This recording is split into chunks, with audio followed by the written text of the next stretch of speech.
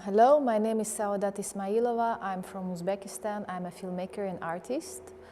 My practice started from filmmaking as a director and writer of feature films, but then gradually I started expressing myself in other tools, for example in video installation and also in sculptures.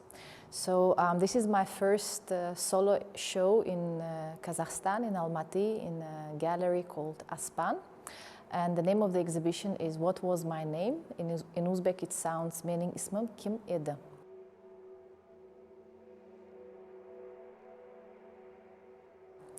So when audience enters, this is the first work they see. In fact, these are the 40 portraits of girls that I have filmed in 2018 as a part of casting for my performance that I have directed called 40 Girls, that premiered in Brooklyn Academy of Music in 2018 in the States. The work is projected on silk, on handmade silk. Uzbekistan is known for its silk. And so I thought that it kind of adds female dimension through projecting video on a handmade silk from Fergana Valley in Uzbekistan. And in this video you see 40 faces, 40 gazes, and when I have been casting I would work with the girls to see how we can use their memory within the family and how it can feel their expression. So I had this material and I thought that it has a good reason to be a part of this exhibition, because the number of 40 and the female space is the central part, or is a world that inhibits this exhibition. So the second work that you see, the space, it's called Chilton.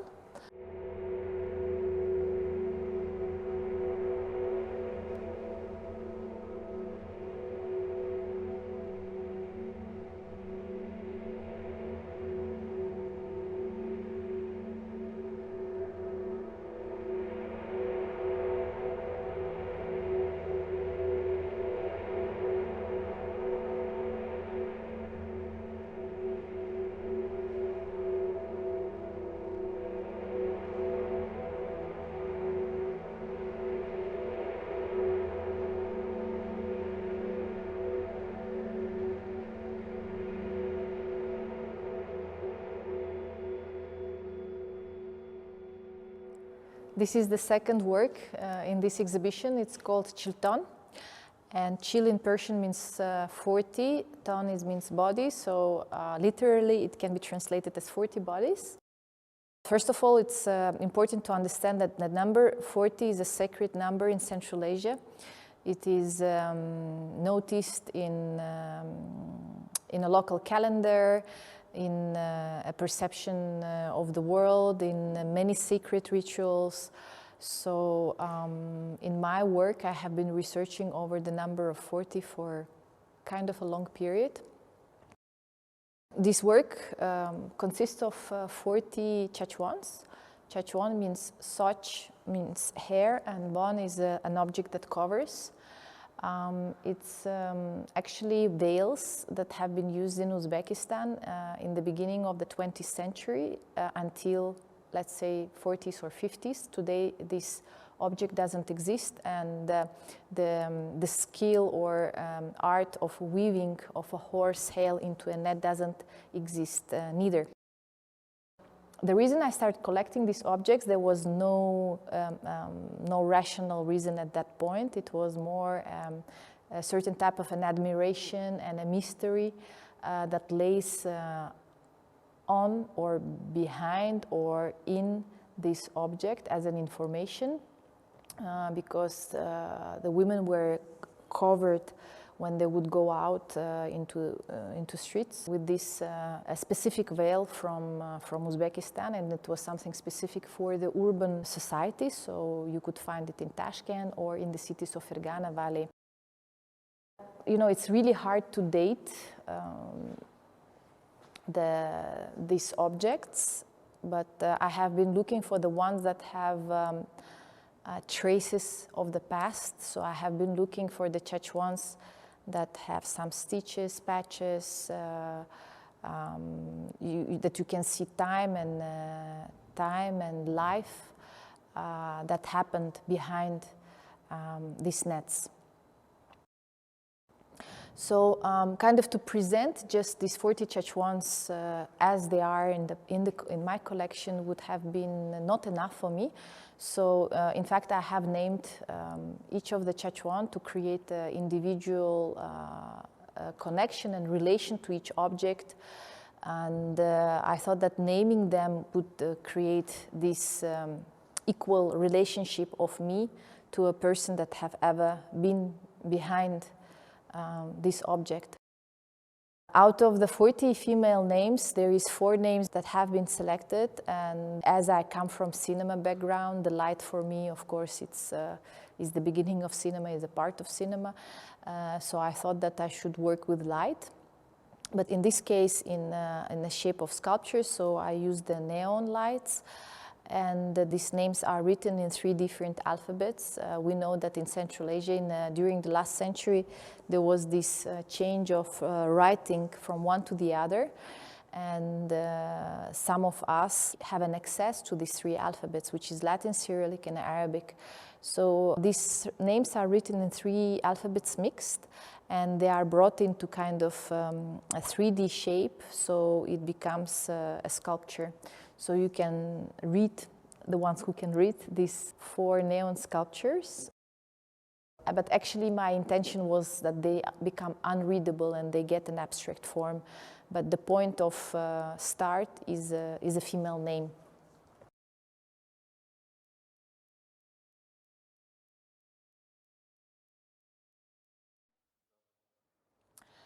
So this is the second installation. And the third installation you're going to see now, which is called Yangiol. Yangiol means the new road. It's covers of a magazine that was made for women in Uzbekistan starting from 1925. And the reason 1925, because in 1925 the Soviet Union started a movement called Hujum, and Hujum means an attack. And the object that we're attacking was exactly this one, the Chachuan, because they wanted to emancipate local women and also to integrate into a working force in the country. So, in fact, here you see some covers of this magazine that was published in parallel with Hujum, starting from 1925, but here you see only from 1951 until 2019. And this magazine exists still today. And for me, it's interesting because it represents clearly, immediately, how an Uzbek woman has been expected by the society or by the state.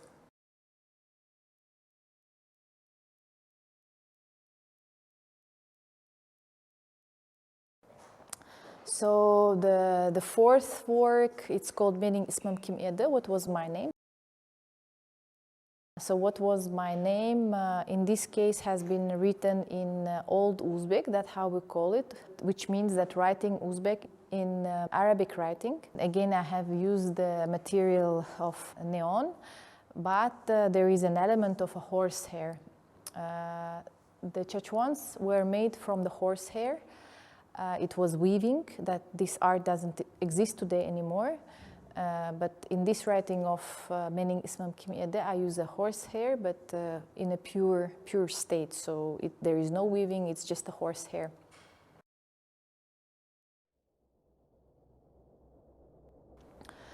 And next to the neon writing, you can see a film that I have made in 2020. It was a little bit of a complicated year for filmmakers because we couldn't really film, be on the field.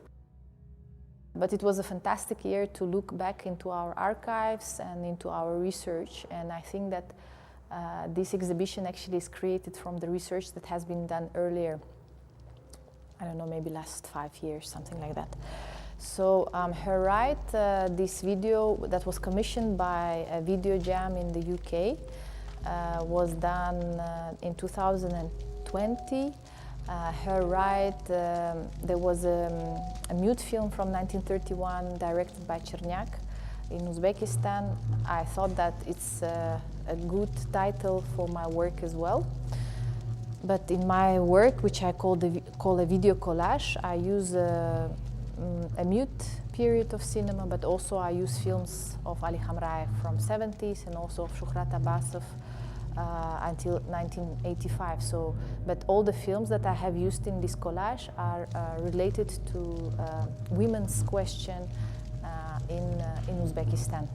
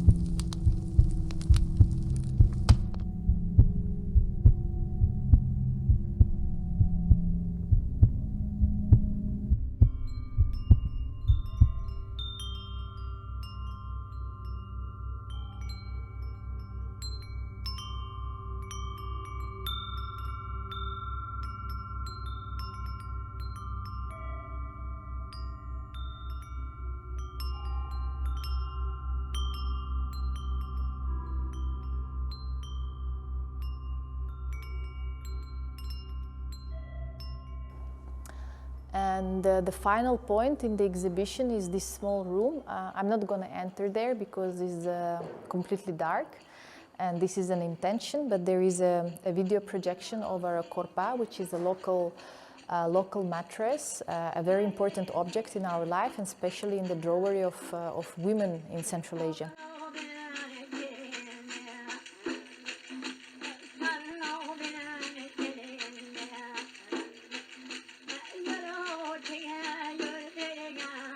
The intention of this work is to project on this object, to project a text or a transcription of a text that I have read in the book of two scholars, Jean During and Sultan Ali Khudayberdiyev, that have recorded in 90s audio recordings of female rituals, but they call it as shamanic rituals.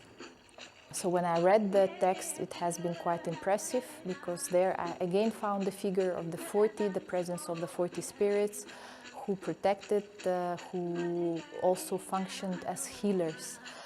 Another reason to work with this text was because I could recall from my childhood what my grandmother was sharing with me, some of the concepts and ideas, for example, 18,000 worlds. and only one world is represented by the world that we live in. Some presence of creatures or spirits, and it's interesting text also to see the syncretism, a combination of Islamic thought together with the local beliefs that totally mixed up and was kept by the female population of our region.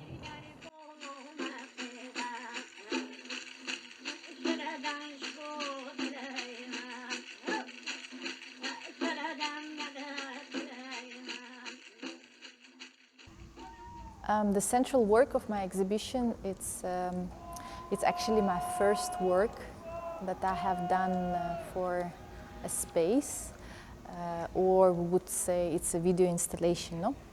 It's called Zuhra, and Zuhra means Venus from Uzbek, Persian, or any Central Asian other language. Locally, we believe that Venus is capable to grant wishes of women. So there is this private ritual in the morning.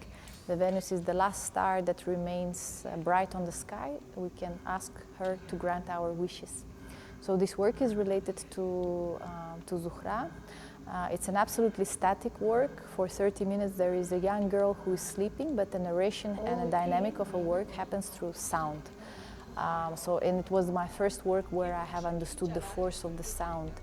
And the narration happens through a documentation of two interviews that I have done in 2005 in the south of Uzbekistan, in Surkhandarya. Two girls that made vow of 40 days of silence, and it's a very specific ritual in our region when people have no other ways to solve certain problems or depression, questions. So in fact they make this isolation ritual for the 40 days, and when you try to understand what exactly happens, it's a ritual that makes you confront yourself and confront your inner problems and to find a solution yourself.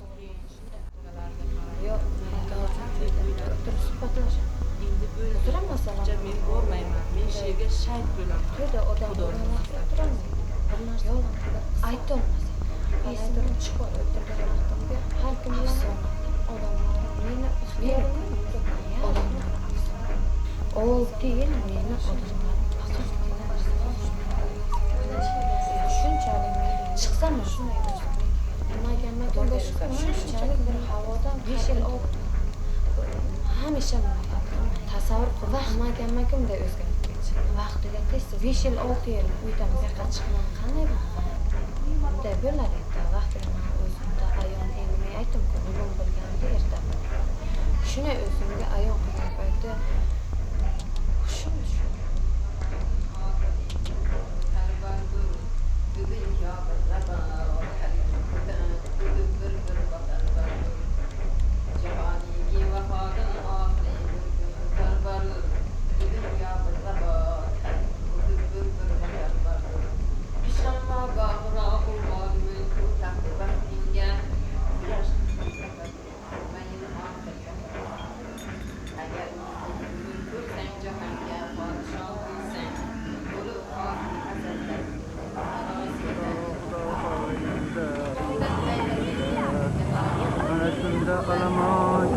Kelib nima deydi degan narsalarni o'g'irib qo'ydi. Solish. Endi nima qilamiz? Pulimiz yo'q. Narsalarimiz ham yo'q.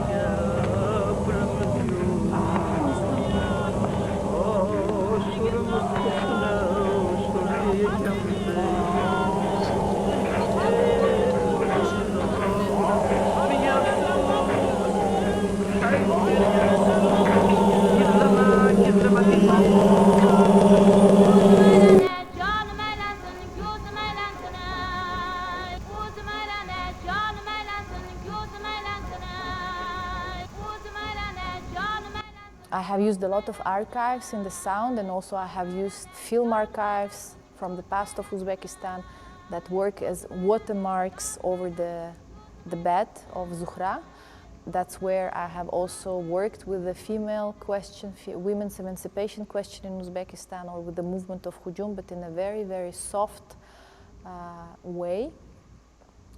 So the work on the first surface seems to be very atmospheric and static, but there is a lot of layers of the past and of the history, and yeah, so it's just about spending time and trying to focus on the sound of Zuhra. So in fact, the whole exhibition is kind of a glossary of Zuhra, or a way to open up the thoughts and the ideas that were initially used in Zuhra. And behind the screen, you see an embroidery. It's made by Madina Kasambayeva, who is a very talented traditional embroidery maker from Tashkent. I have redrawn ornament of an embroidery, but based on a central element. So I wanted that there is a kind of a feeling of a shining of a star. So that's what you see behind the screen. And I think that overall in this exhibition there is a kind of a connection of this world of women, or let's say traditional art that you see through silk, through weaving, through korpa and korpacha, which is the traditional mattresses that women used in their jewelry, together with my practice, which is filmmaking and a sound.